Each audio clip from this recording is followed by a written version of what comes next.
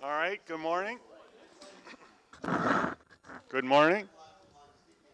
Hello, everyone.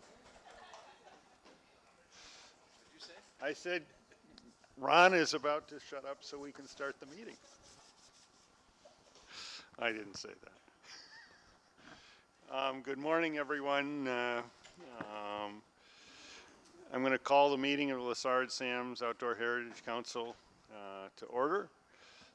It is 9 o'clock on the 7th of October. We appreciate everyone being here. I know the communication on the location got out a little late, and apologize for any issues that that might have caused, but it is great to see everyone here. Before we get going, we are in Chanhassen, and the Park and Rec Director, Jerry Rugemer. Here I asked him how to spell his name, how to pronounce it, and I got it wrong anyhow. Jerry Rugemer is here. He just wanted to welcome us and give us a little history of where we are. Thank you, David. Just wanted to welcome everybody this morning to Chanhassen. I'm not sure if any of you have been out here before, but certainly is a beautiful area. Chanhassen really values its park and trail system out here with that. We just were voted #1 place by Money Magazine to live in the country, so we're pretty proud of that. So we have a lot of positive things going for our city out here, so just wanted to welcome everybody today. So I just want to give everybody just a kind of a brief outlook at this location right here. So this park itself was acquired in 1969 from the Welter family who farmed this area. So this is really our crown jewel. One of our community parks here has a lot of natural features to it. As well, we have passive and as well as active land here as well. So we have a lot of activities going on here. We have lifeguards in the summertime. We have festivals out here. We have an ice fishing contest in February down here that is always very well attended. We have ball fields and different athletic events going on right now. So the shelter that you're sitting in right now, the Klingelhut shelter, Al Klingelhut was our former mayor who was really instrumental in purchasing the land and kind of negotiating with the Welter family who had the farm here prior to that. So Al is a very popular figure within Chanhassen. He always was coined Mr. Chanhassen, so he kind of had his pulse on everything in Chanhassen itself. So we're very lucky that Al was successful in negotiating with the landowners to acquire the property in 1969 for $250,000 is what we paid for this park referendum back then. So just to give you a quick, on the other side of the lake is the land that was formerly owned by Prince, the musician. So he had his homestead on the other side, the north side of the lake here. So upon his passing, the city certainly was very in a fortunate position. Lennar Homes bought his land to build homes on it. So part of that development process, we were lucky enough to acquire the land, 115 acres across the lake here. So our plan is we did a feasibility study in 2019 to kind of chart our course, what we're going to do here going into the future. So we're going to keep it really as it is. It's a very a beautiful area with walking trails already that are currently there. A lot of timber in there, and there's some wetland areas in there as well. So Prince was extremely tolerant. He's owned the property since the 80s.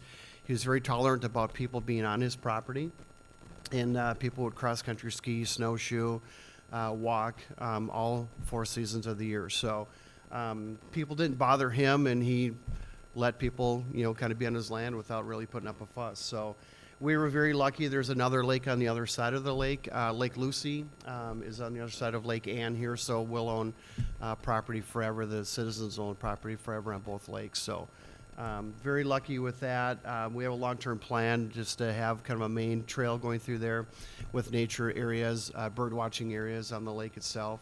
It's just for people to enjoy, unplug and get out and be in nature. So beautiful this time of year with the leaves turning. We took our Park Rec Commission out there last week, and had a tour. Many have not been out there before, so we're extremely lucky to be in such a wonderful area with that. So we're looking as a potential referendum in 2022 to develop the Lake Ann Preserve with the boardwalks and trails and all of that system. And so we're very lucky and looking forward to that as well. So again, thank you for all you do for the state of Minnesota. You guys do a lot of great work, and we're very fortunate that you're here today. So thank you. Welcome. Have a great meeting. Great. Thank you, Jerry.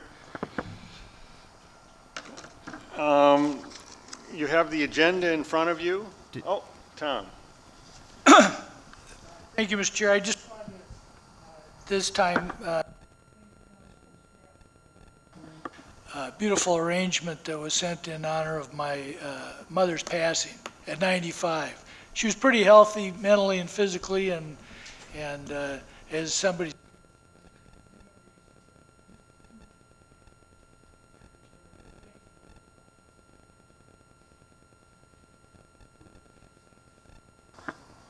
Thanks, Tom. Sorry for your loss. You have the agenda, proposed agenda in front of you. I would love a motion to approve.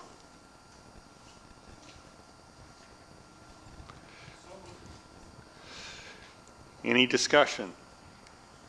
All in favor? Opposed? Motion carries. You have the minutes in front of you from our last two meetings, the meetings of the hearings. I would love a motion for approval of those. So moved. Any discussion, corrections? All in favor? Aye. Opposed? Motion carries. Conflicts of interest. Anyone want to report conflicts of interest that have not already been reported to the council? New conflicts. I think everyone knows what the old conflicts are. No new conflicts.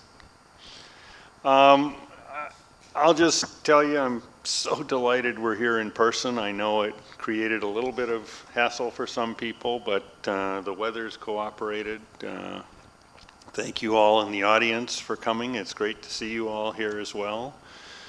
When we get to the allocation, I'm going to try to steer us to have discussion about projects based on comments that were either written or in your head before we get to the actual allocation discussion, with the hope that that brings us to a richer place.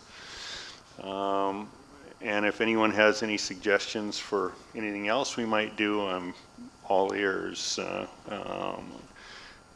I look forward to that discussion, as I'm sure everyone does. I will say, you know, there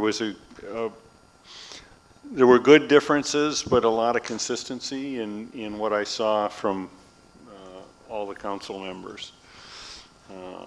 So we'll have a good time towards the end of the meeting with that. With that, I'll turn it over to Mark.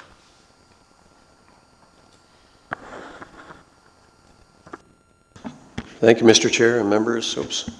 A few things for you, just a quick report. First of all, there are two notices to the council of pending approval for conveyance requests that have been made.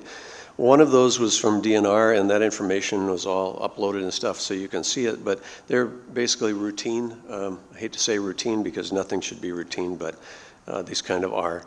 This first one was from DNR. It was a request regarding the edge of a WMA that was right along Dakota County Highway 96, and you know that's a busy chunk right there.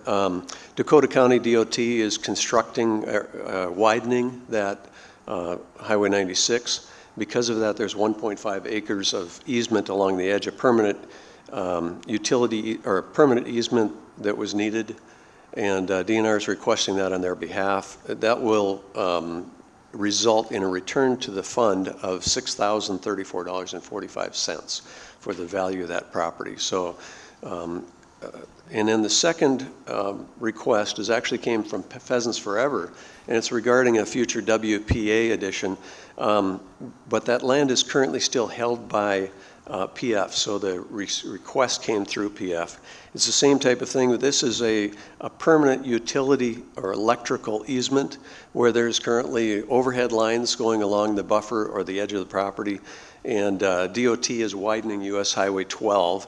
So it'll actually, I think it will, this will cover about 150 feet of the end of that property.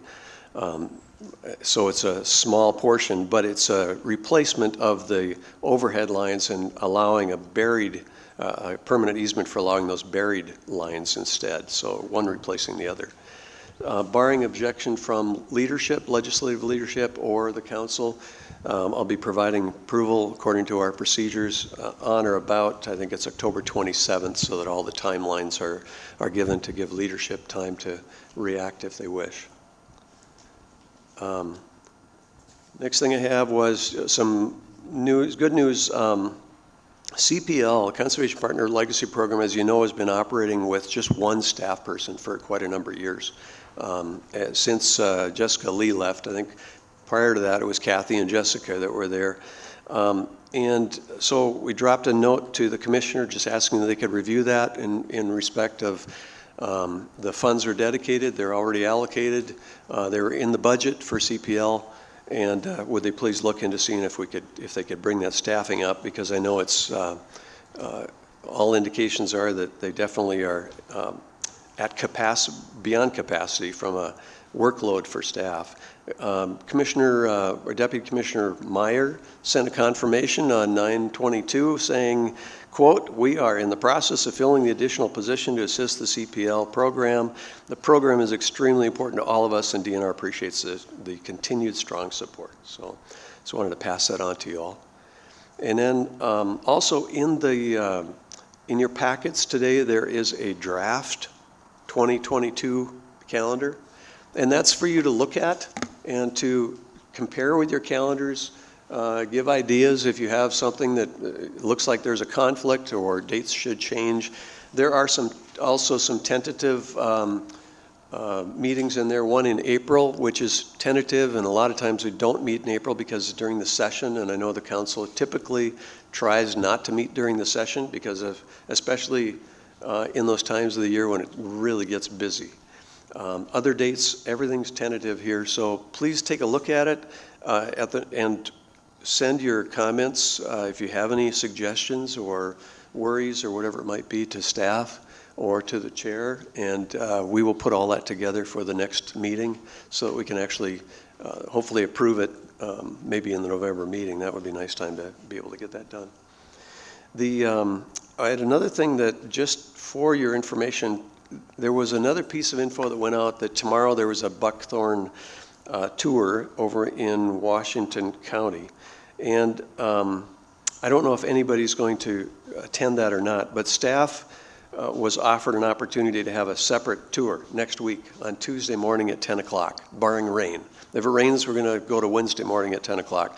But if you are at all interested in attending that, it's pretty much all OHF work, Outdoor Heritage Fund work through CPL or through larger grants. So if you're interested in joining staff, please just let us know, and we will give you the address of where to meet, and it's going to be only about an hour and a half tour, as the one tomorrow I guess is about an hour and a half as well. But we certainly want to make that available to you, and it's because it's in the metro in Washington County, it's kind of one of those where if it's close, it's nice to take the opportunity to take a look at it. So that's why staff's going out to see. And Mr. Chair, that's all I have right here. Any questions for Mark? All right. With that, we'll get going. Item 6, acquisition of parcels with existing partial state federal ownership, Minnesota Land Trust.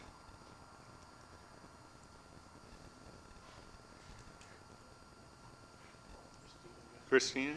Oh, there she is. Caught you by surprise, huh?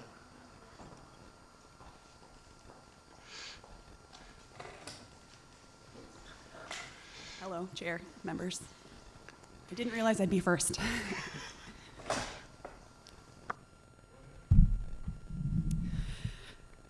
Good morning. So this is a proposed conservation easement to be held by the Minnesota Land Trust and Hennepin County, co-held by the two entities in western Hennepin County in Minnetrista. The conservation easement would be overlaying a city of Minnetrista flowage and conservation easement over the wetlands on the property.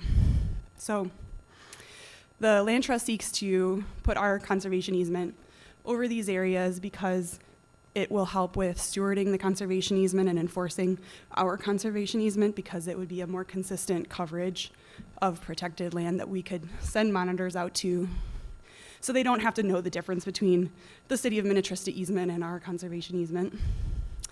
And then the other thing I'd like to note is that the property, the conservation easement will be appraised by an appraiser, and they would take the flowage easement into account.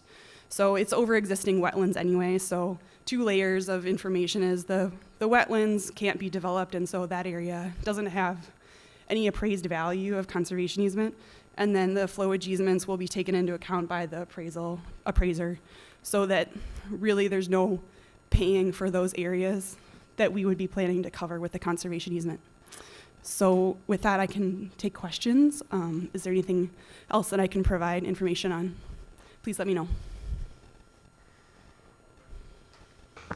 Are there any questions? So you're looking for us to approve your doing this easement, correct? Correct. As is in your packet. Is there a motion to approve that?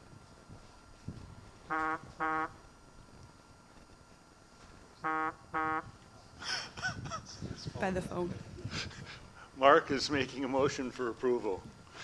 Is there any discussion? All in favor? Opposed? Motion carries. Thank you, Christine. Okay, thank you. That wasn't too painful, was it? Next is a discussion on requests for amendments to 4 Bowser programs, ML 15, 16, 17, 17, and 18. And I'll turn it over to you. Please introduce yourselves. Morning, and thank you, Chair Hartwell and Council. Sharon Doucette, Easement Section Manager for Bowser, and with me this morning is Dave Wyrens, the Assistant Director for Programs and Policy. Good morning. And this morning we are here to present on the amendments for buffers 2015, 2016, 2017, and the wetlands 2017 and 2018. As was mentioned in the staff memo that Sandy prepared, 2016 wetlands also had a minor amendment and was submitted and approved at the staff level this winter. These 5 appropriations, as well as 2016 wetlands and 2018 buffers, which is not part of the amendment, make up the total CREP funding that we received at Bowser for from LSOHC. And there is slides I'm going to walk through. Unfortunately, slides don't work very well in this environment, so if you have your paper copy, please follow along. So on page 2 of the handout, we just talk about the current status of CREP, both in easements and acres as a total number, as well as secured funding that we have to date. So to date, we have 648 applications awarded through the CREP program for nearly 35,000 acres. This Minnesota CREP secured state contribution as of this June. There is a pie chart, and the numbers are so small I have to put my reading glasses on to see them. But it shows that there are 4 main sources of funding for the Minnesota portion of the CREP contributions, and those are from Clean Water Fund, LSOHC, bonding, as well as LCCMR. One thing to note on the LCCMR funding, the total is 19.5 million. 6 million of that was not for easement acquisition. It was specifically for outreach and implementation program grants, funding for local SWCDs to employ staff to help us with CREP. Most of these state dollars were collected between 2015 and 2018 because, as a reminder, we needed to show that the state was committed to the program and that we had dollars already lined up before the agreement was signed in 2017. So page 3 of the handout shows where we're at to date with the acquisition part of our funding for those 35,000 acres and where that funding is coming from. 57% of the funding right now is from the federal government with our agreement with FSA. The remaining 43% is the state-funded portion of the easement acquisition, and the total funding, about 15% of that is the funding that we received from OHF. One of the things that this slide doesn't reflect are the other budget line items that are part of the program, including things like our restoration costs and staffing and our contracts with the districts. We do have in our agreement that FSA agrees to help reimburse up to 50% of the restoration costs, but since that's a reimbursement, we don't have really good numbers on that until the restorations are all complete. So we can't really include that part of the federal contribution in this graph. So it just shows the landowner payments to date.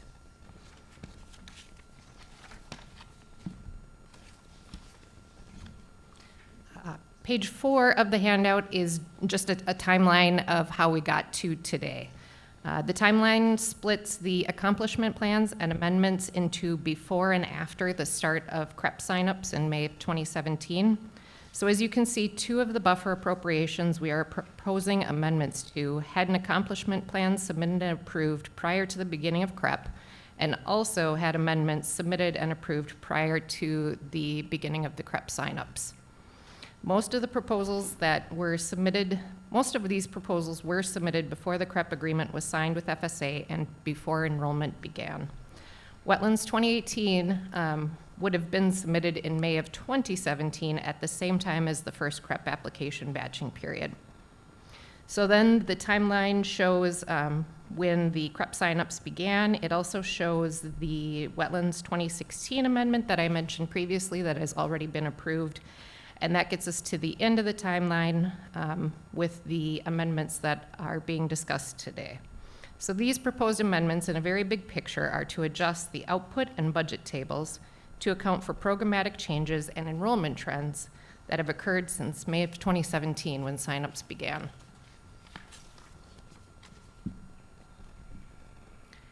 So what's happened since May of 2017 that influenced the cost of CREP?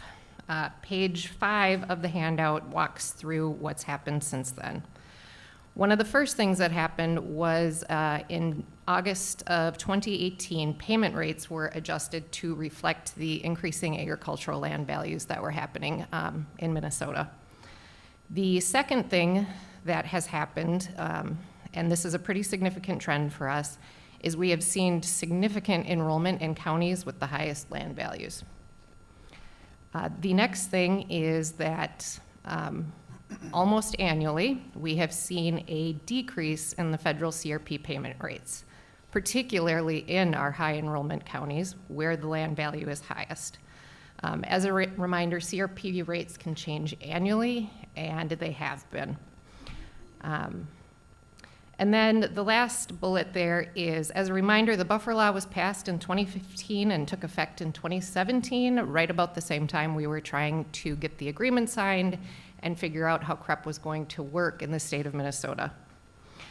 So the buffer law really allowed for a focus for us on wetland restoration with the increased public benefits and costs because landowners really started to comply with the buffer law without enrolling those acres in CREP.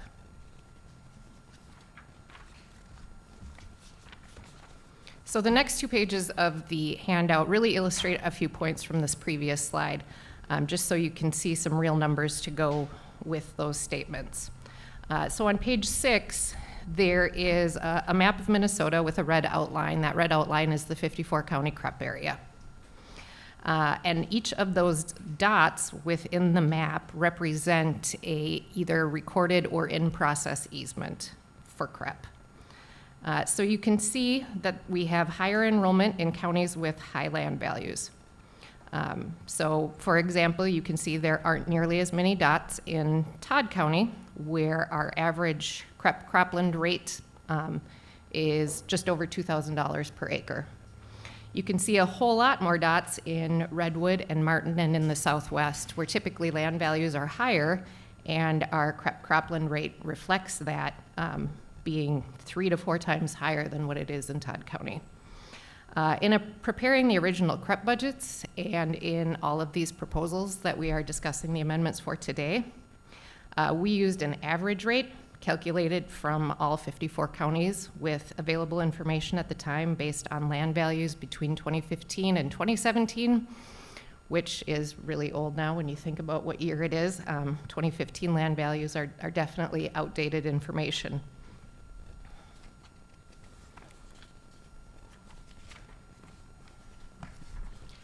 So page 7 of the handout illustrates that the concept of what happened with CRP rate changes as we went through the process and what FSA was paying actually per acre for CRP. And these are very average numbers because it's actually based on soils on the farm. But in general, this shows the decrease of federal payments in counties with high CREP enrollment. And so the 15 counties that are listed on this page are our 15 most active CREP counties. They account for 71% of the total acres that we have enrolled right now. So what this shows is, for example, I'll just pick Brown right at the top. The average CRP payment in Brown County decreased $27.20 over the 4-year period from 2017 to 2021. This is extremely important when you think about CREP and the costs that then came to the state, because CREP payments are static. The landowner doesn't see a difference in what they're paid. They see a difference in how they're paid, either as part of their annual payment from CRP or as part of the easement payment when the easement is recorded. So a decrease in federal CRP rental rates just increases the state share of our total payments to the landowners. Another statistic that helps illustrate this point is that almost 22% of our CREP acres are in Freeborn, Renville, and Redwood. 3 of our highest acreage counties where rates had a much larger decrease than the 3 counties where the rates went up.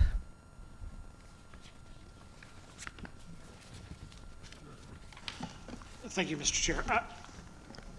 I know the CRP rates fluctuate all the time, but I guess I'm not familiar with how that's calculated. What are the inputs that determine the rate? So on a specific CRP contract, they're all based on soil rental rates, which are based on farmland values of how valuable the soil is on any one farm. And so what they actually do for a single CRP contract is find the 3 most valuable soils and calculate the payment on an annual basis based on the value of those top 3 soil rental rates for that farm. And they, again, change annually to reflect the current state of ag land values.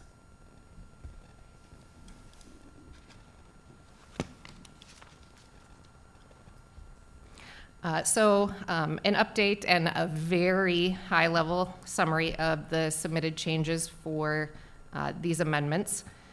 The staff memo, the amendments in the packet, and the final memo from Bowser to LSOHC staff, which we will be sending to Mark here in the next week. The council has seen a draft of that last month. Provides the details by budget line for each amendment, and it's 14 pages long, so happy reading. But at the very highest level, right now, existing acquisition funding is largely spent, encumbered, or committed for each of these buffer and wetland appropriations.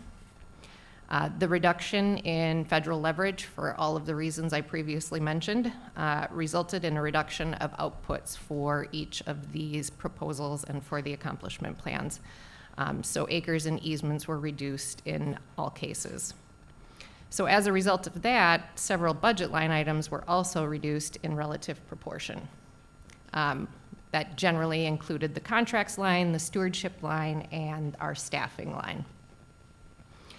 And then we took all of those reductions and added them back to the acquisition line. So in total, that's almost $4 million that we're putting back into the acquisition line through all of the appropriations.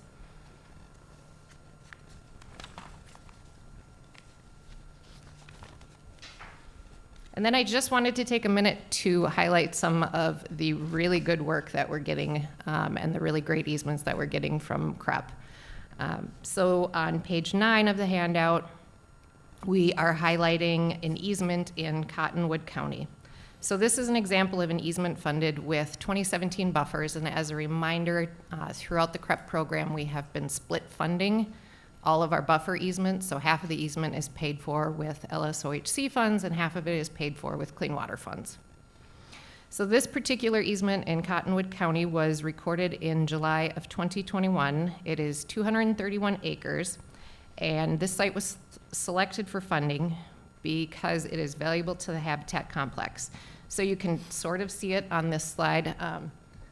It is a, it's a north and south of the Des Moines River easement. It is within the Prairie Plan core area. It is within the 100-year floodplain of the Des Moines River. It has several drained wetlands on it. There is existing drain tile that drains directly to the Des Moines River. It is adjacent to existing and in-process rim easements. It's adjacent to Talcott Lake, WMA, and is near several other WMAs and WPAs that you can see on the map. So when we saw this application come in, it ranked very highly in our scoring criteria, particularly for these reasons and its increased connectivity within the area for wildlife. There were also, it received pretty high scoring also because of the threatened and endangered species that were found nearby. So page 10 tries to zoom into the site a little bit and show the planned wetland restoration and tile blocks on both the north portion of the site on the left side of the handout and the south portion of the easement on the right side. And so the easement boundary itself is outlined in red. The Des Moines River is shown in blue on the south portion of the site, and the wetland restorations that are planned are the lighter blue seen throughout the site. So this one actually is a really great example of how what we thought were going to be buffer easements changed course because of the buffer law. This, I mean, nobody would think that a 230-acre site would have been funded with buffers. But this is definitely a buffer. This is all in the floodplain of the Des Moines River. But it does have increased costs over what we had originally planned for buffers because of the wetland restoration cost associated with this site.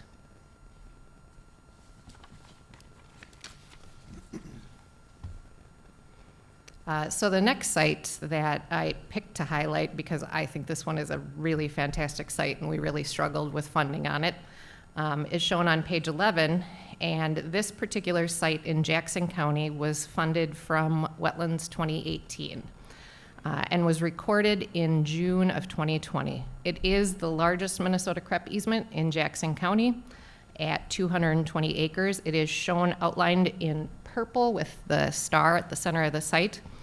So Loon Lake, which is impaired, is shown just to the west of the site. This is particularly valuable to the habitat complex. It scored very high in our scoring and ranking. There are 6 drained and 1 partially drained wetlands identified on the site. The wetland to upland ratio was 1:1 on the site. And like I mentioned, it is adjacent to Loon Lake and Loon Lake WPA. So it certainly increased connectivity in this area. It also had scored well because there were several wetlands on adjacent parcels that were identified as habitat for threatened and endangered species. Particularly, most of those wetlands were on the Loon Lake WPA. In addition, Loon Lake is impaired, as I mentioned, and was identified locally as a really big local priority to address that impairment through protection of existing land. So page 12 kind of zooms into that site, the easement outline in red, and the 7 restored wetlands. I think this is a really fantastic site. 7 restored wetlands on 220 acres, permanently protected. That is adjacent to public land.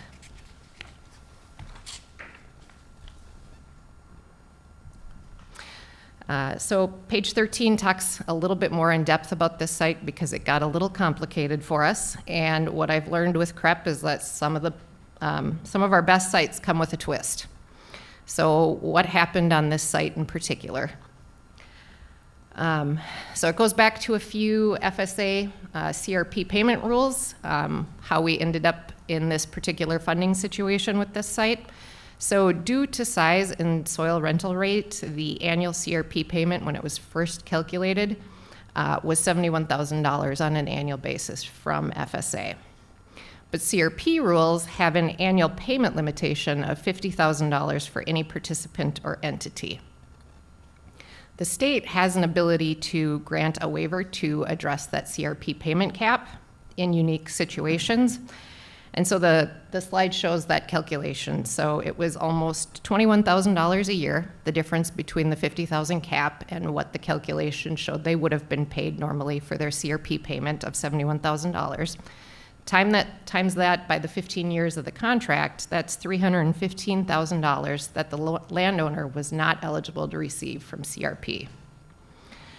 So due to the size, location, and adjacency to Loon Lake and the potential as habitat for threatened and endangered species once restored, we decided to grant a waiver to include the lost CRP payment as part of our RIM easement payments, essentially adding that $315,000 to our easement payment.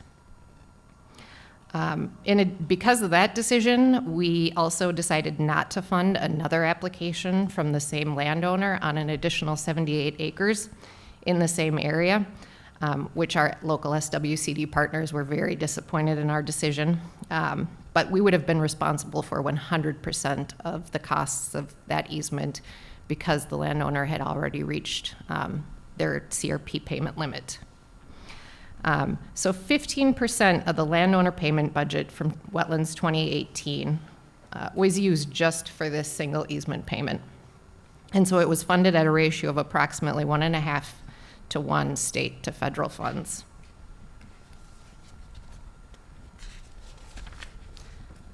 That being said, I'd do it again in a heartbeat because I think it's a great site. Last slide, in summary, we will have permanent protection on 40,000 acres of high-quality habitat when we're done with CREP. Therefore, I still firmly believe that Minnesota CREP is a great deal for Minnesota and has been and will continue to be successful.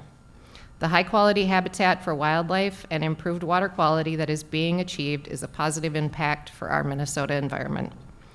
Increasing the acquisition line with all of these amendments for these appropriations will bring additional federal leverage to Minnesota. And as a reminder, federal leverage of any amount makes our state dollars go further. And another reminder is LSOHC dollars also leverage Clean Water Fund, bonding, and LCCMR dollars. So we did the math, and for every $1 from OHF, there has been $5 of other state and federal funding for CREP land acquisition. It's hard to see that on an appropriation by appropriation basis, but that is the number from the overall program. And finally, CRP average rental rates were actually increased significantly in June of 2021 and are scheduled to be updated for federal fiscal year 2022, and we have every reason to believe that the rates will continue to go up. And so each new easement that we acquire will have additional federal funding. So we will happily take questions. Questions?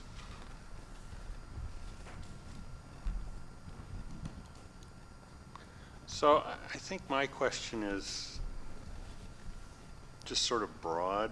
You guys put in requests and then you come in with major adjustments in terms of leverage and acreage, like we don't see from anyone else on a percentage basis. And I understand the complexity of the federal and all the rest, but it seems like someone's not calculating things right, and that it's taking so long to get the money actually deployed that the situation on the land in terms of price changes. What are you going to do in the future so that doesn't happen?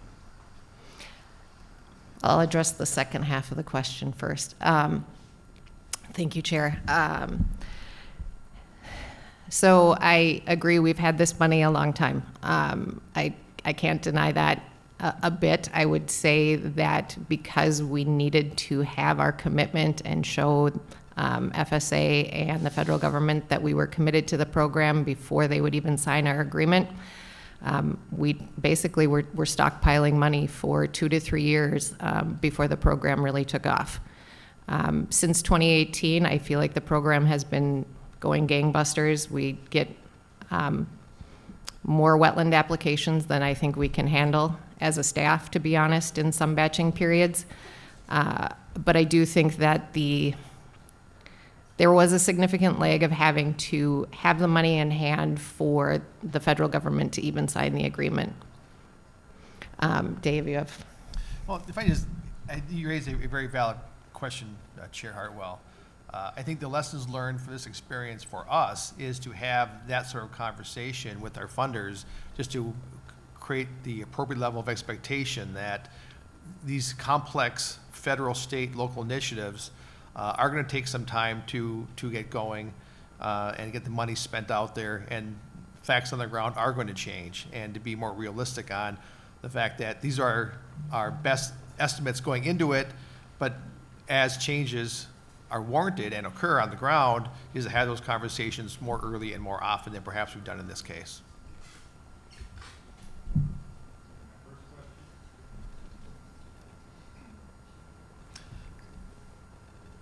Your first question was about how to improve our calculations and our estimates, I believe it was. That's something that we look at have been looking very closely in the past 2 years, particularly as we're working on the program as well as on the amendments. And that absolutely is what we intend to be doing, is making sure we're being more realistic on those landowner costs and doing a better job of anticipating where there's federal leverage involved, in this case, of anticipating those ups and downs better than we have in the past as well. Being a little sharper on our calculations and our internal reviews as well. And I'm sure if you have anything to add to that perspective.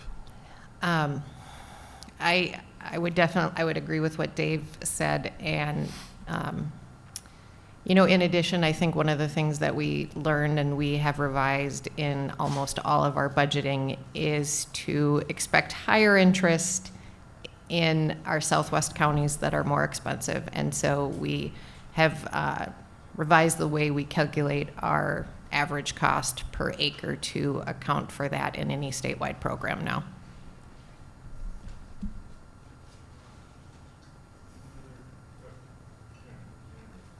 Thank you, Mr. Chair. Can we go back a couple of slides just for a second? You caught my attention, and actually, that slide right there, Joe. Thanks. CRP payment, 71,000, it's 231 acres, that's correct?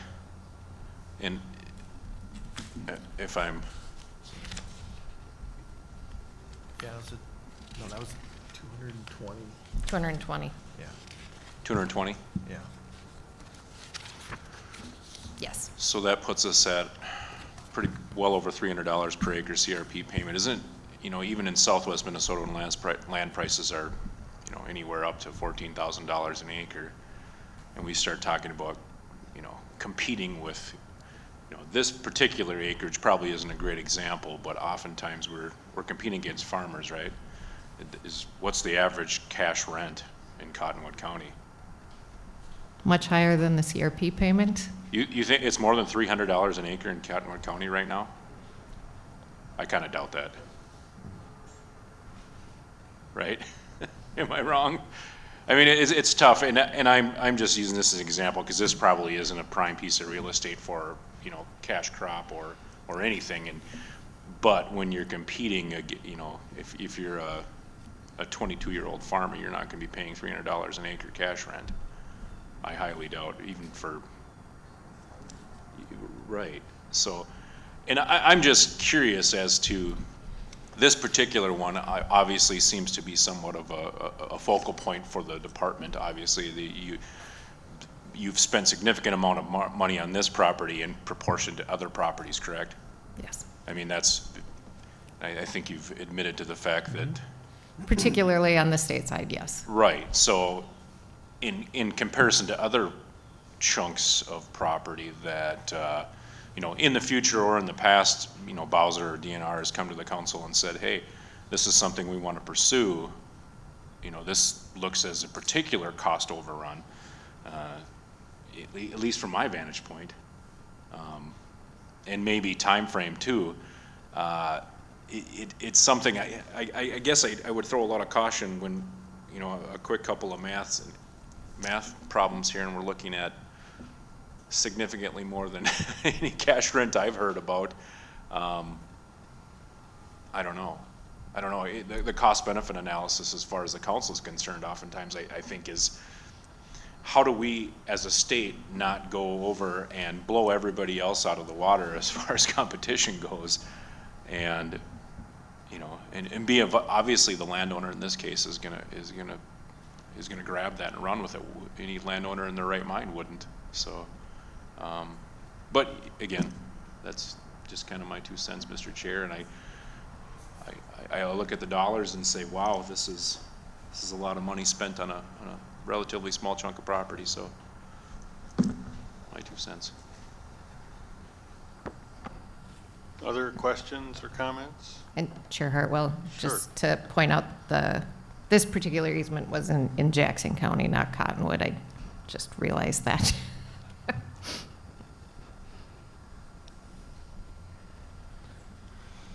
Is anyone, they're asking for approval of amendments to these 5 appropriations.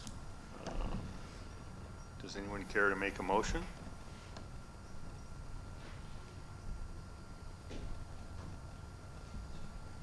Kristen makes a motion for approval. Any discussion? All right, all those in favor? Aye. Opposed? Motion carries. Please be more accurate in the future. Be my Thank you. request. Next on our agenda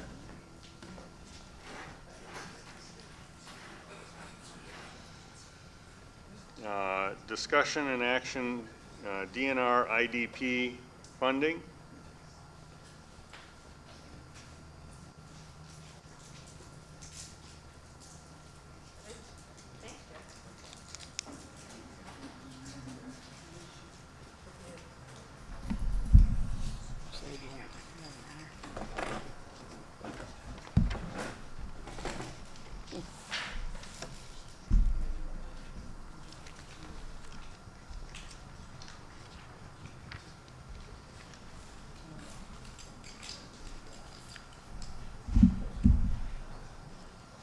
So go ahead when you're ready. Please introduce yourselves. Okay. Good morning, Chair. Good morning, Council. My name is Jamie Gangware. I am the Operations and Development Supervisor for the Division of Fish and Wildlife at DNR. Good morning. My name's Jennifer Olson. I'm the IDP Coordinator. IDP standing for Initial Development Plans. So we're here to discuss the IDP Coordinator position, and I'd like to give you a little background, just a little summary of the handout and some additional information on IDP, and then we'll open for questions, if that's okay. So for initial development on all parcels, the Division of Fish and Wildlife has a directive, and that directive lays out all the minimum standards a piece of property needs to meet user expectations, and those users being the public. And those include things like the boundary clearly defined, access and parking, habitat development, trash, building, and hazard removals, among lots of other things. Those are the big ones, though, the costly ones. And so we require an IDP form to be completed that outlines all the needs for that parcel and the approximate costs. So when the amendment was passed in 2008, and we started to see increase in our parcel acquisition, both within DNR and with our partners, that equated for DNR to increasing demands and costs to meet those minimum standards for each parcel. And it became a financial burden on the division to meet those public land expectations. So before 2015, the responsibility was on partners to meet the IDP, but many parcels were being transferred to DNR without meeting those minimum standards. And the DNR was using our traditional funding sources to meet those needs for OHF acquired parcels. So that includes game and fish, our heritage enhancement, duck stamp, et cetera, diverted from area projects to complete these minimum standards. So the division decided to communicate to partners about changes to our IDP program. In 2015, we started requiring that IDP be completed and standards met before those parcels would be allowed to be conveyed to the DNR. And that began to ease the financial strain that we had been experiencing. But it was quickly determined that not all partners wanted to complete this work or had the capacity to complete this work. We do have partners that are very good at completing it, but we also have partners that just that don't have the know-how or the staff to be able to do it. So that's when we developed the use of funds letters to transfer funding to the DNR to facilitate that work. So partners that were not suited for contracting or contract oversight could turn that over to the DNR and we would complete it. So in 2018, the DNR proposed funding for an IDP coordinator position to manage all of these IDP forms, all of the IDP funds, to track the funding used and make sure the work was being completed. And that was included within the ML 2019 FY 2020 DNR WMAIN SNA grant, though this position works on all OHF funded parcels coming to DNR. In 2019, we hired the coordinator, and this coordinator consolidated all of our communication, which led to consistent messaging. We have a single point of contact now for area staff and partners, for council staff. And she's managing 46 appropriations and currently 120 parcels, 23 DNR work areas, and 7 partners. And some of the big accomplishments: we stopped allocating these dollars out to the local area budgets, and we keep them all now within one budget for easier tracking and oversight.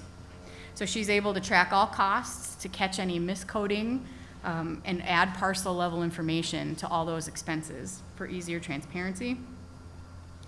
She's been working with area staff and partners to close out 14 appropriations in FY21. She's developed an IDP expense report tool that tracks the budget and expenses for IDP funds, and she regularly sends that out. She's made 2 revisions to the IDP form to make it easier for both partners and DNR staff to identify that work and funding, and she's currently working on an online version that will further facilitate the ease of this form. She developed a project and financial status update, including both IDP and acquisition funding balances. And I just want to point out again, so we have one coordinated effort now for communication, updating on these processes and procedures for our partners. And currently she's managing $3.3 million in IDP funds across those 120 parcels and those 46 appropriations.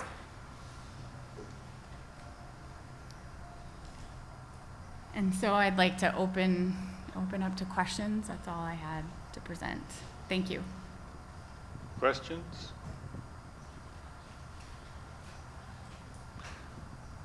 Well, I'm happy to ask one. I'm mystified as to why our partners apply for money, say they're going to do something, and then say we can't do it, and we let them get away with it. Why do you let them get away with it? If they were trying to transfer property to the DNR that did not have the requirements met, why didn't you just say no? they would have figured out how to get the work done instead of you taking on the burden to do it yourself and requiring extra staff time on the DNR side. We've already paid them to do this work. So I'm completely mystified as to why the DNR doesn't say no and why we're paying twice to get this work done. Can you explain that? Can you tell us which partners can and can't do the work? And maybe that should inform who we give money to. Thank you, Chair Hartwell. So it's, as with everything, it's complicated. In the beginning, I came from an area office when OHF started funding parcels. And we were so appreciative of the work that our partners were helping us with and acquiring the parcels that were on wish lists to add to the WMA SNA system. I think that it was easy to overlook some of that work, but cumulatively it started to add up, the burden, financial burden. So we began to change the process, right? So these minimum standards needed to be met in order to transfer the parcels. So that was step one, so that what you're referring to, yeah. So we did take that step. But what we were seeing that our minimum standards, even though it's on paper, you know, we're the experts, was not what we were getting with the dollars that were being spent. And so the next step was, well, we could complete the work and make sure it meets our minimum standards and perhaps do it less expensive and do it faster, and we could get it done. So that's the model that we moved to, and it's been working fairly well for us. There are partners that we work with that are well suited and can do the work and do it well, and we appreciate that. And so right now what we do is if the partners have identified that they will complete the work, then they do that. And if there are partners that don't have the capacity or don't want to do it, then we take it on and we do it for them.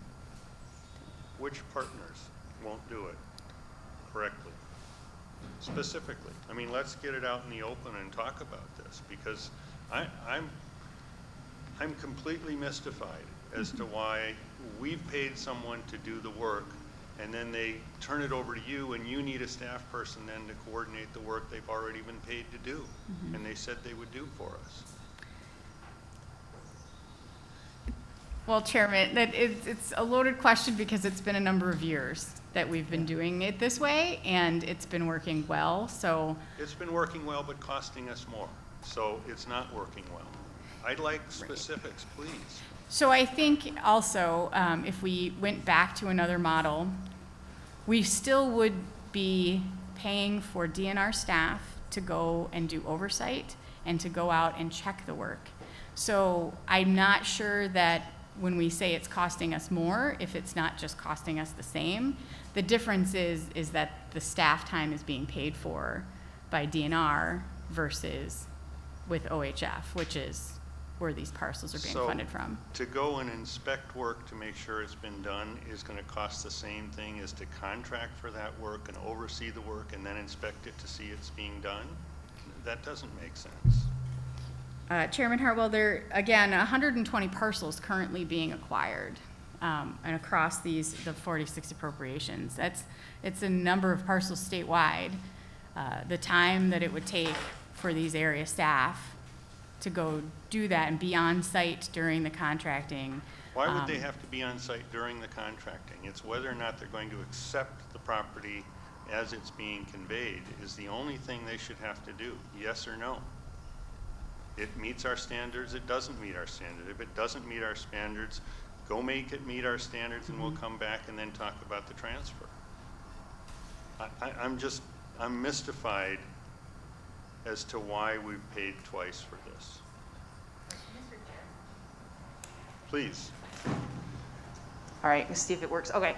I just wanted to sort of reframe this a little bit that might encourage folks to just be honest. This is a public meeting, and if there are organizations that are struggling to do this, this isn't you calling them out and us saying, oh, okay, now we're going to zero them out going forward. But what that tells us is that we need to help them, get them the resources, figure out what it is. There may be different reasons why different groups are not able to do the work. But like when we ask a direct question about stuff that like could be public information, if I brought a FOIA request, it's just easier if you're just like straight with us with the answers about who it is and which groups, so that we can, you know, we can weigh that, whether that's a positive or a negative and how we move forward. But it's not necessarily, it's not like the chair is asking you, please give us a list of the ones we're gonna like take their money away. That's not what this is. This is like, how can we make this work better so that we're better stewards of the dollars? So I just wanted to sort of,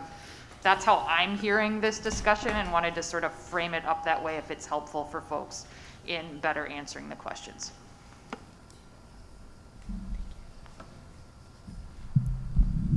Mr. Chair, members, for the record, my name is Pat Rivers. I'm the Deputy Director for the Division of Fish and Wildlife, and thanks for talking about this today. As Jamie mentioned, IDP work has evolved over time through the course of the Outdoor Heritage Fund. We've got a system right now that we think works pretty well for us and for our partners to ensure that parcels come to the state in a manner that meets what our expectations are, and not the expectations of Minnesotans. I don't believe that there is duplication of cost, because I think if those activities that are outlined in a use of funds letter, the cost comes to DNR as well as the fund. So I think it's just figuring out who's best positioned to complete some of this work.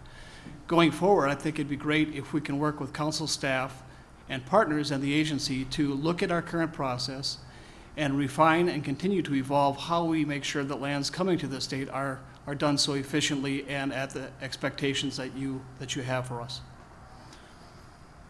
So I'll go back. I'm sorry to be a broken record, but who isn't doing the work? And have we paid them to do the work, and you're now asking us to pay you for a coordinator to do that work? Where is it not a duplication? I'm just missing it. Mr. Chair, members, prior to 2015, what was missing was the coordination between partners and a statewide program in a way that was very consistent. We have that today with the IDP program and the IDP program coordinator. That is a value-added position, and one that is necessary because of the Outdoor Heritage Funds.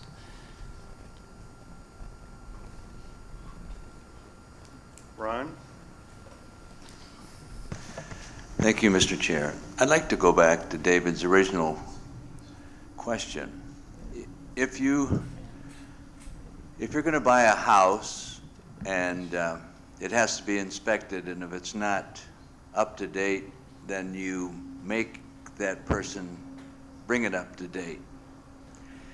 If somebody's going to give you some land and you have these requirements, why would you take it until these requirements are completed to your satisfaction? That's a pretty simple question. It seems like you're taking it and then you're taking it upon yourself to do everything the other party was supposed to do.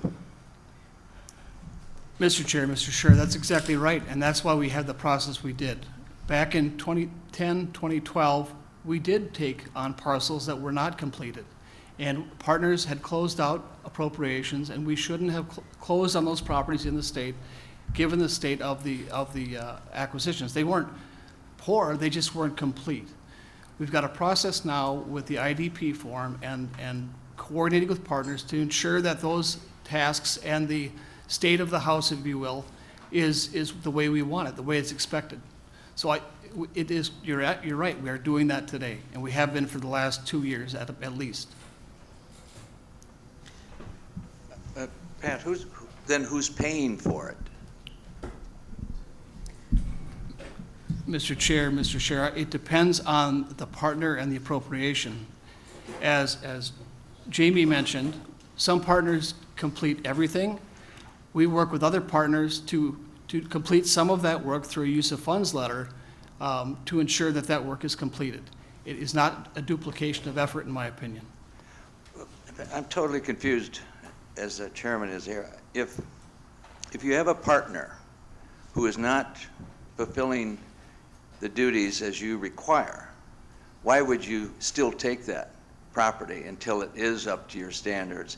But you're stepping in and say, oh, we'll handle it for you. It's totally baffling to me as well. Going back to an example of if you're going to buy a house, you would not, oh, I'll fix the roof myself. No, you don't do that. You make the other person who's selling the house to fix the roof. So you're getting this property, needs a lot done. Your partner either won't do it or does it poorly, and you're still signing the bottom line. I don't get that. Mr. Chair, Mr. Sherry, using your house analogy, if I'm a roofer and I'm building a house, I may choose to do that myself because I'm well positioned to do that roof. Using a DNR analogy, if we have large equipment at a large WMA, it may make sense for us to do that parking lot so that we can complete it in a time frame that works for us and that also works for our partner.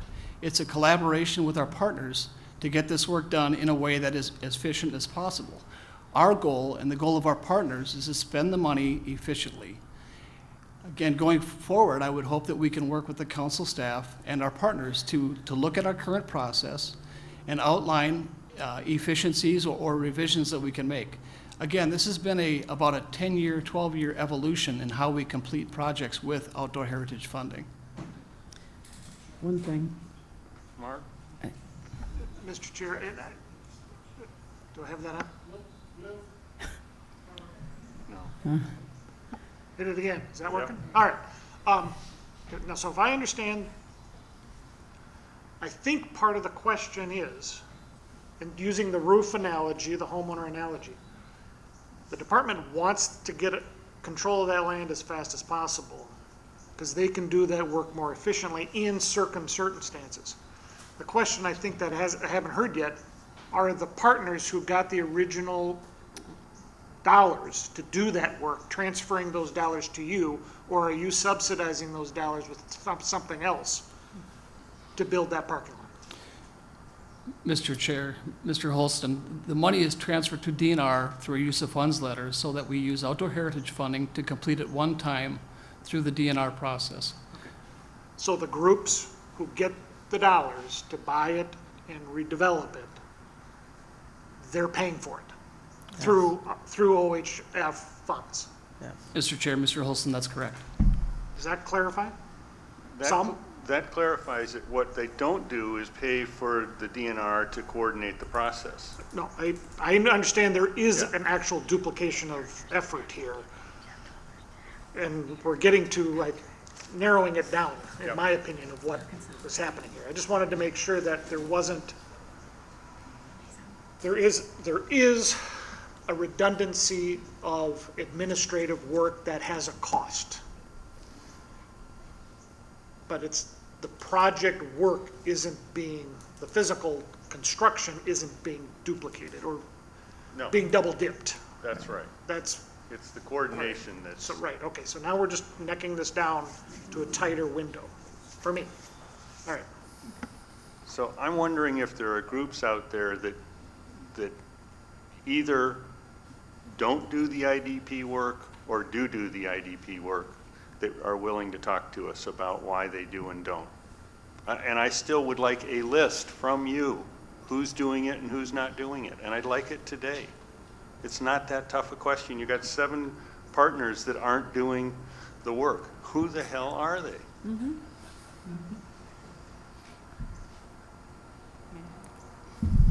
Chair. Chairman Hartwell and Council. So part of the question you were asking, and we will get you a list, part of the question you were asking is about the redundancy of those administration costs, like Member Holston brought up. And while there may be small duplication in administrative costs to process that use of funds letter and send it to us, the partners don't have to have a contract coordinator to handle the IDP dollars, to contract all that stuff out. We are doing that. So I would think any duplication of administrative costs is extremely minimal. The Outdoor Heritage Fund is not funding positions with our partners to cover these contracts.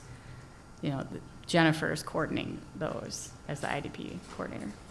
Does that hit on part of your question too? I'd like to hear from groups at this point.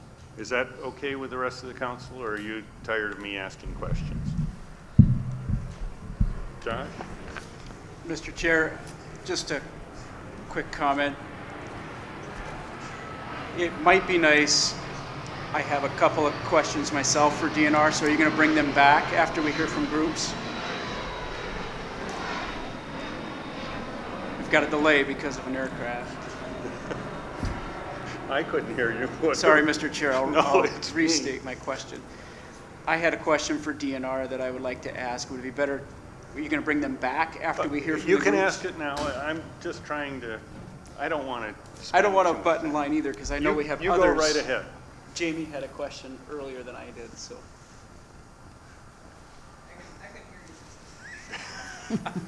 I will just go ahead and ask. Thank you, Mr. Chair. Please.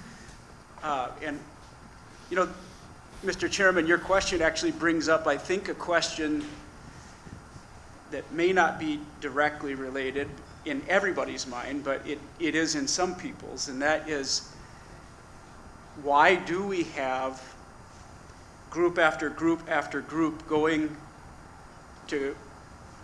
coming to us asking for dollars to acquire properties? Because I think the general public is under the impression if one of these partners that you're talking about comes to us and asks for money to acquire a property, I think the general public is under the impression that that group or organization or whoever it may be is going to manage that property permanently to the benefit of whatever particular activity they want to enhance. And I could be wrong, but I think the elephant in the room is, well, okay, if they're acquiring these properties with the sort of understanding that we're going to manage it for pheasants or deer or other wildlife, why are they transferring it right back to the state? Why isn't DNR here asking to acquire those properties from day one?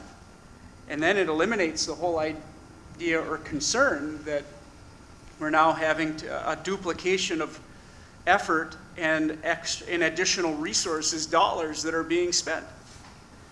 So maybe the elephant in the room isn't relevant to some people, but to others it is. It's confusing why we have this sort of convoluted process that still winds up transferring properties right back to the state of Minnesota for management under DNR or enhancement or whatever the agreement might be. So I guess the question is, why doesn't DNR just come and make these proposals themselves if these particular properties are that important to the state of Minnesota and to the general public?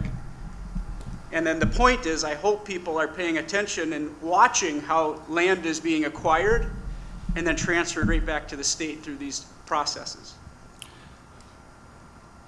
Mr. Chair, Representative Heinzman, if you go back and look at the history of DNR acquisition proposals from the Outdoor Heritage Council, we've continually asked for significant sums of money. We're fortunate in Minnesota to have a large conservation partner portfolio. Many of them are here today. And it takes a conservation community to make this happen. It's not by a lack of interest in DNR in acquiring these lands, but rather in collaboration with our partners.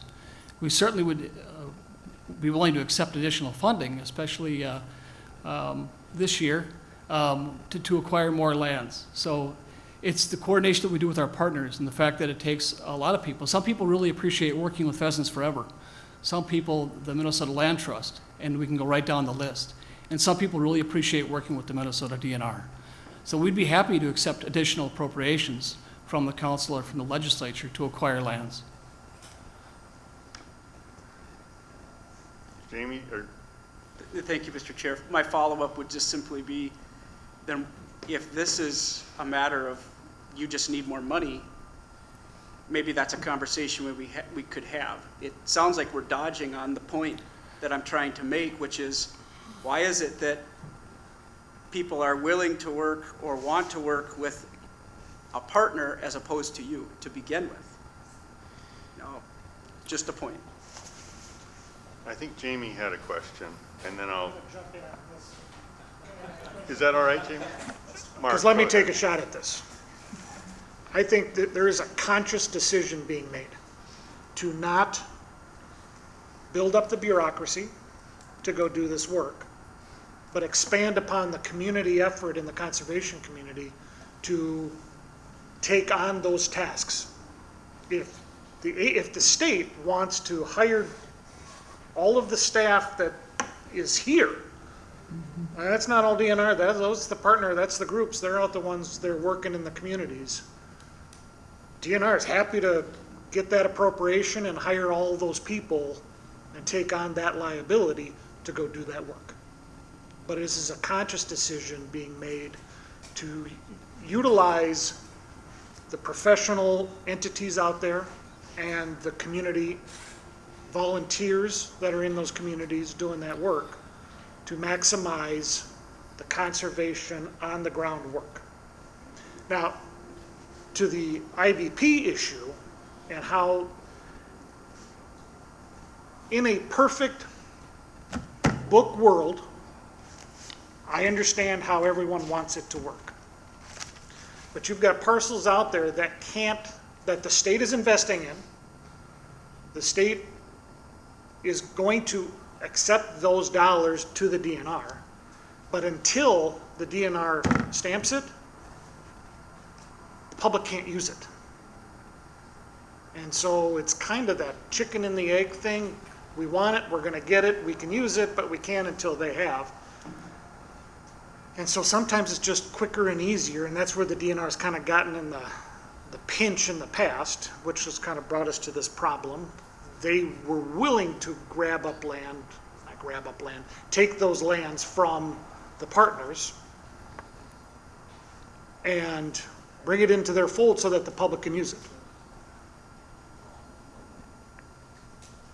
It's kind of we're all in this together, let's work on it, and I understand, but you've got that bureaucracy, and we're kind of our own bureaucracy, and then you've got the legislature coming in with its regulatory work that it puts upon the bureaucracy, and the bureaucracy creates more regulatory work, and it just gets complicated when it, on the surface, should be simple. I think you just have we're working through this and we can get there. I'm kind of rambling here, but this isn't as complicated in my mind as it was starting to sound. I think this is just going to take us a little while to get this sorted out and provide some clear guidance from us to the groups, from us to the agency, and work that relationship out to the CPL program or IDP issues. Jamie. Thank you, Chair. So trying to, not to take away from the questions that have been answered, because I think it's important to actually have answers for those questions, so I want to reiterate that or underline that. But trying to take a step back, I understand that there's very few organizations that will hold land in perpetuity for public use. So looking at just the state and the federal government, maybe this is a question for staff, but do we have an idea of the lands that are acquired and go into state or federal programs? Do we understand what the percentage of that is now? Is it 50% goes to state, 50% goes to the feds? Or do we know just in general what that looks like today? Mr. Chair and Member Swenson, we can dig that out. I don't have it at the top of my head, no. The vast majority of it is going to the state. Yeah, I believe the majority of it at this point is going to the state. I shouldn't say vast majority. I don't know if it's 70% or 80%, but we can figure that out. Okay, thank you. And then to follow up on that then, so I understand then the IDP coordinator is just dealing with lands that come into the state, correct? Correct, not federal. Okay, so let's say that's 75% of the funds. So 25% of the funds that are going to acquire that end up in the federal hands, those are being funded or that coordination is being done by those partners that request those funds. And so I understand that the use of funds letter, I think that was helpful to explain and to help us understand. But as far as that coordination position, there's multiple ways to do this. And I understand from the DNR's perspective, if we want it done right, and especially to save on some mobilization costs, to just take that in-house. But there's definitely other ways to do that. And so I do support Representative Shara and Chair's point of rather than taking it half done, let's make sure that things are coming into the state with all of those check marks complete so that everybody is held to the same standard from across all the proposals as far as the Lessard-Sams money is concerned. Thank you. Other questions? But if they're cleared up front, they're gonna. Yeah. Thank you, Chair Hartwell. So one of the points that we just want to get across too is that once the parcel is acquired, the clock starts ticking, and there's 5 years left in that appropriation then for that parcel to complete all the work. So there are some partners then that would be holding these properties for up to 5 years before then they would be transferred to the state. So we're talking habitat work that could take 3-4 years to complete, including, you know, conversion from farmland to prairie. The facilities work is something that happens relatively quickly, you know, relatively depending on site conditions and time of year. Parking lots, the boundary posting, the building removal, site cleanup, well sealing, those things can happen fairly quickly. But the habitat development portion is what could take up those 5 years, probably maybe even longer sometimes, depending on the site. So if we were to wait then and have our partners hold those properties until we could check all those boxes, they could be holding those properties then for up to the 5 years. So the use of funds letter circumvents that, right? So then it's on the DNR to complete the work then, and we all agree to it. And then the partners then, you know, not off the hook, but their responsibility ends once the closing happens. So Thank just you. to be clear, the IDP work is the marking of boundaries and the parking areas and such. It's not the restoration work. It's this miscellaneous work, correct? It's both. It's all of it, Chairman. So we have partners that are actually turning over to the DNR the responsibility to restore the land that they have come to us and said, we're going to restore as part of their proposal. I can't speak to the language in the parcel, Chairman Hartwell, or in the proposals, I will guarantee you no one says we're giving it to the DNR and they can do the work. but I can tell you, Chairman, that before they close their appropriation, all the work is complete. I get that. Jamie. Thank you, Chair. What percent of the coordinator's work would you say is actually coordinating the restoration and work for the site versus like the surveys and the fencing and the parking lots and that sort of thing?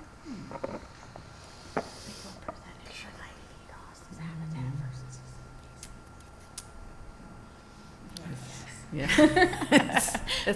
We're just trying to think of the percentage cost of IDP that's facility related versus Yeah. habitat. And I would say with confidence that the habitat restoration is typically the more expensive part. But if there's things like a building removal where they find asbestos or something like that, then those costs for facilities work can definitely rise pretty quickly. I know that's not a great answer for you. I don't have those figures in front of me. Thank you, Chair. I was assuming that it was being transferred, the things that were left that we're talking about were covered by the DNR with the use of funds letter was those last remaining items, but it sounds like it's not. It sounds like there's more that are being transferred at the front end for the DNR to be project manager of all those costs versus just the couple little things at the very end that are still needing to be completed, correct? Chairman Hartwell, members Swenson, it's really parcel by parcel. Every parcel is a little different. Every project is a little different. And this position also includes managing our own DNR acquisitions. So these are not all partner-led acquisitions. Yeah, they are all OHF. It's hard to say a percentage when I think of 120 parcels. Some partners are better able to do the facility work, some are not. Some are better able to do the habitat work, some are not. So with the IDP form, we work with the partners and we identify who can do what. It is really that communication on who's best able to get this done in the quickest time frame. Chair, just one follow-up question. Okay. Would you say, since we're not being specific about names, but would you say that it's usually the same partners that kind of allocate that work to the DNR to take care of it because they don't have the resources themselves? Or is it a few projects here and there from multiple partners? So is one partner always giving you that use of funds letter? Or are they always the same partners that are doing that? All partners give us a use of funds letter. For the restoration. For the restoration.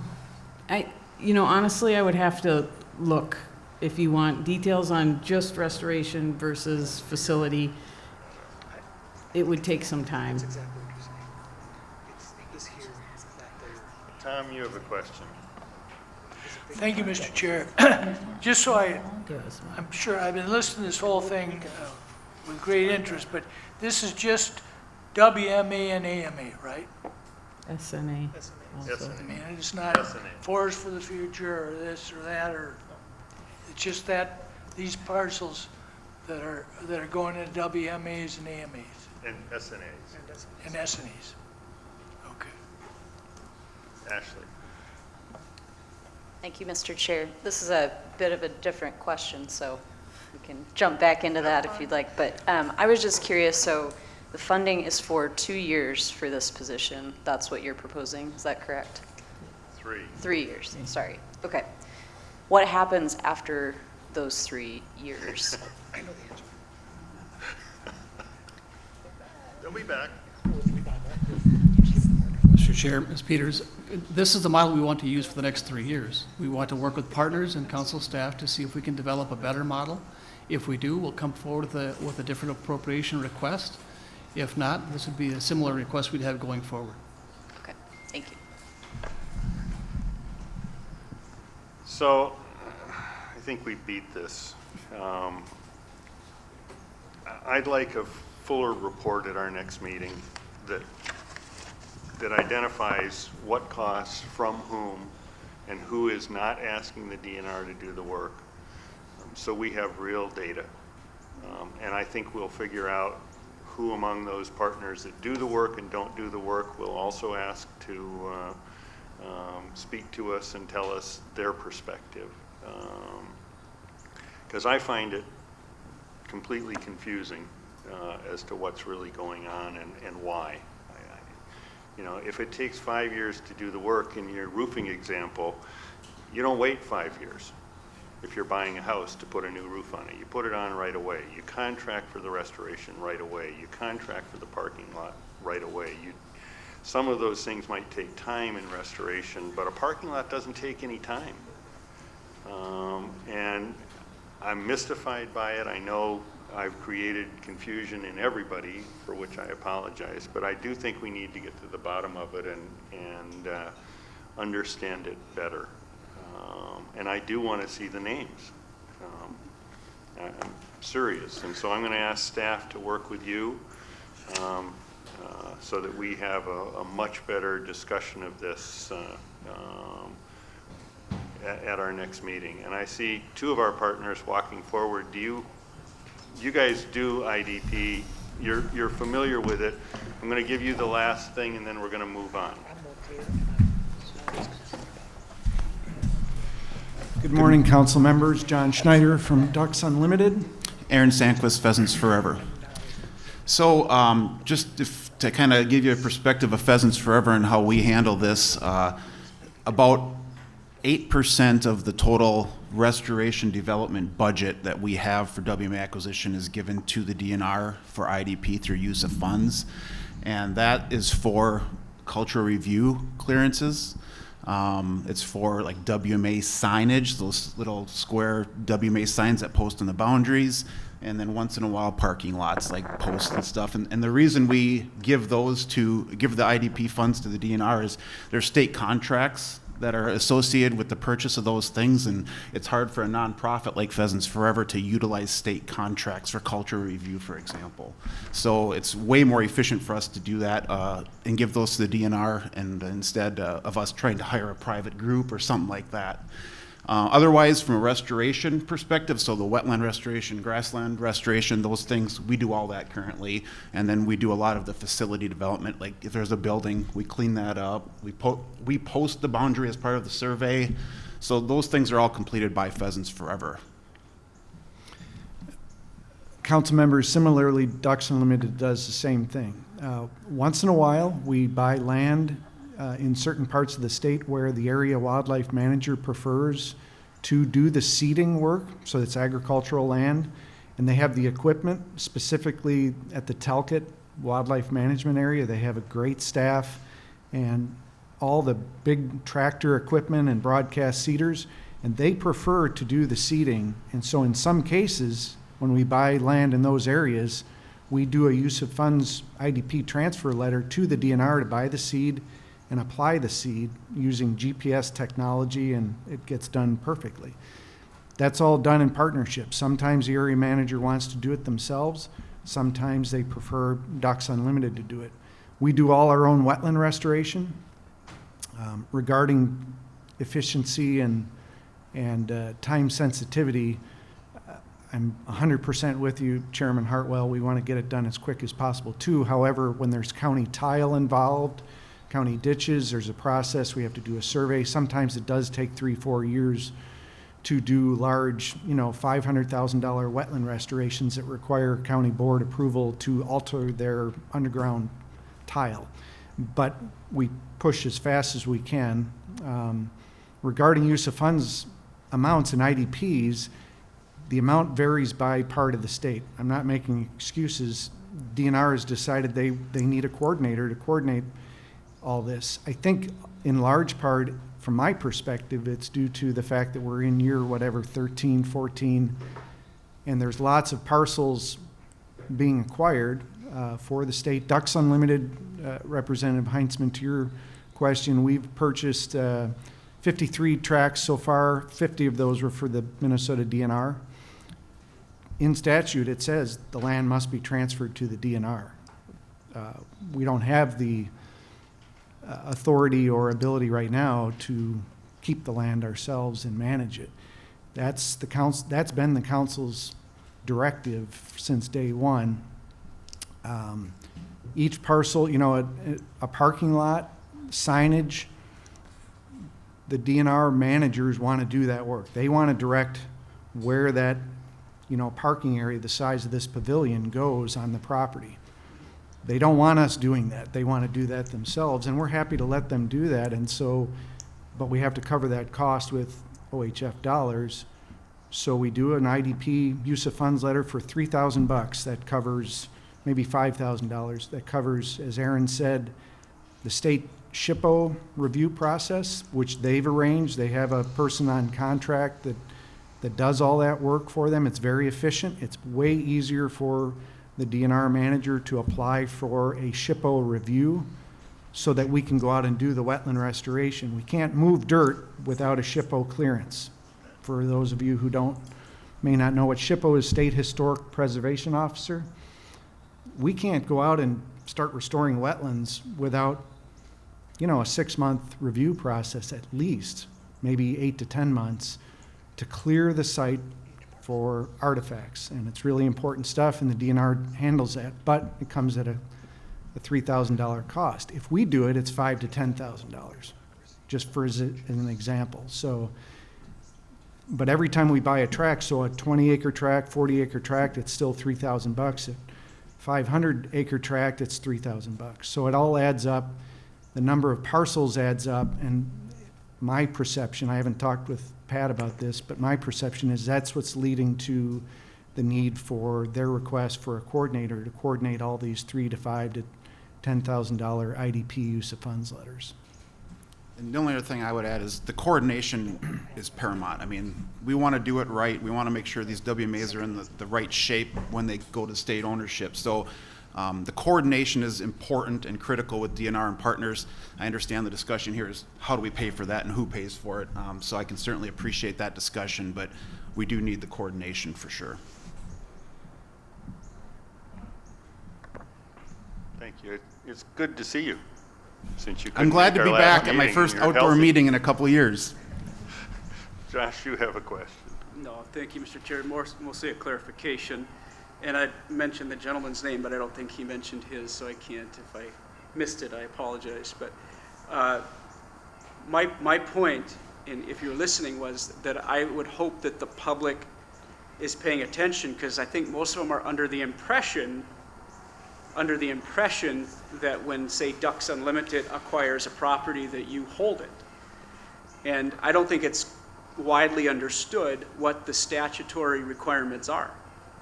And when issues come up, like the discussion brought up by the chair today, this is a part of that issue. And I think it's best that more people do understand the process and understand what's at stake and the benefits and then potential deficits that are created as land is being purchased and transferred. Costs incurred by DNR, we're here talking about this IDP issue. That's what my point was, and I apologize if I didn't make it clear. All right, I think we've had enough of this. Is everyone okay with that? If we defer this until we get to our next meeting and get a little more information? You don't look like it is. No, I'm good. I'm good. All right, thank you both, appreciate it. Do we want to take a 10-minute break? Yes. All right, we'll be back at 10:50 by my watch.